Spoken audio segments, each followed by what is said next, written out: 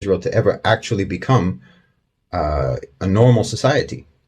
It doesn't matter if this is in the interests of the Israeli population or not. They don't care. They're using you. They're using you, the Israelis. They're exploiting you. The Americans, the West, are using you. And it's absolutely against the interests of your people. Obviously, the only way for Israel to ever progress as a society is to dislodge themselves from the United States, from the West, and to integrate properly into the region. Until they do that, none of their domestic issues will ever be resolved. They'll never even be addressed. Until they do that, they will never be allowed to do anything but be a policy tool of the U.S. and lose both their lives and their souls in the process. I mean, they're making you do things that are against your beliefs as Jews. They're making you do things that are against your own humanity.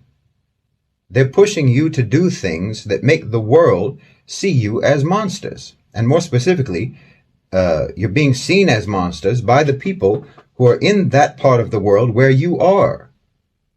Properly, Israel should be a global South country. It should be a Middle Eastern country, and it should share the values and the priorities of the global South and the Middle East.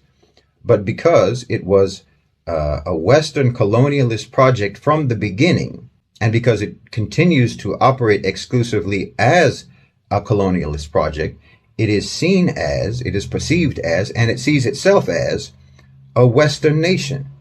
And you're never going to be able to be a normal country going forward like that. The only real way forward is a one-state solution. Incorporate all of the occupied territories and all of the inhabitants of those territories into one country with equal citizenship rights. Yes, that will mean that Israel will have a Palestinian majority and it will no longer be a so-called Jewish state, but it can become a normal, healthy society.